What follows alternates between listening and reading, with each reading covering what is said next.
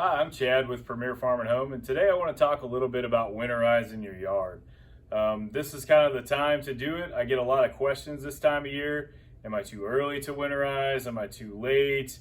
What is winterizing? What does that mean? So I just kind of wanted to go over it today and just explain some of the detail of what we're trying to accomplish with a winterizer.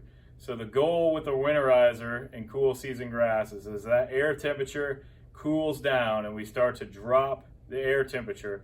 The leaves and shoot grow at a slower rate. So if your leaves and shoot are growing a little slower, that means they're using a little bit less resources, and that allows for the plant to spend some resources growing the root system and growing a reserve.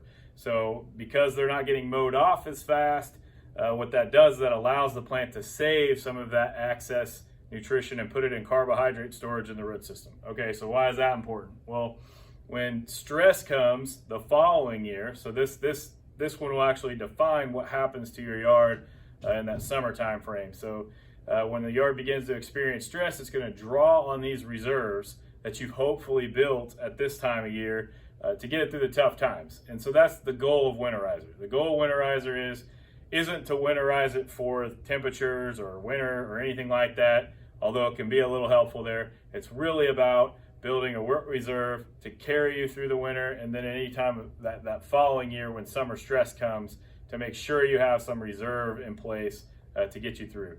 So as far as timing goes, what we're looking for a winterizer standpoint is we want to put it on early enough that the plant can still take nitrogen into the root system. So if we wait too long, let's say we're after Thanksgiving and it's December and the ground's pretty well frozen, we're way below 40s and 50s in soil temperatures at a 2-inch depth, the efficiency or the ability of that plant to take nitrogen in the root system is pretty well past. So what that means is you are not fertilizing for a winterizer. That becomes a spring application. So that's nitrogen that the remainder will be added on in the springtime, and that's when you'll see the fertilizer go to work. What we'd really like to do with the winterizer is to get it on and get it into the plant, get it absorbed into the root system, and start to work on food storage before we get into that where it's too late and it won't take it up in. So the time frame for that's pretty well between Halloween and Thanksgiving. That's what I like to say for our area here in eastern Kansas. That's what we typically would say. Might be a little different depending on the area, if you're north of me or south of me or wherever you might be. But that's kind of what we say for around here. And so the idea is at this point, as far as the type of fertilizer to use, I don't want us to get super hung up, whether like this one, for example, is a 2506. This one over here is a 4600. There are a lot of different formulations and numbers out there, but the fact that you're doing something at the right time is very helpful. You want to make sure that you've got nitrogen, and you want to make sure that nitrogen is available quickly. We just talked about how the efficiency of the root system to pull in nitrogen is decreasing pretty rapidly, right? So we don't need any time release. We don't need to spend any money on coatings or any of those sorts of things. We need this to be quickly available for those roots to try and pull in as much as they can as their efficiency is dropping off, so that it doesn't become a spring application for you. So we want to try to get that nitrogen into the root system, have it be making food, and then try to get some carbohydrate storage. So that's kind of our goal here.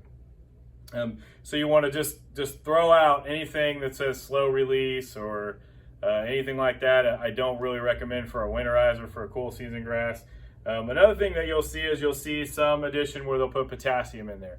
So potassium is a stress and water movement.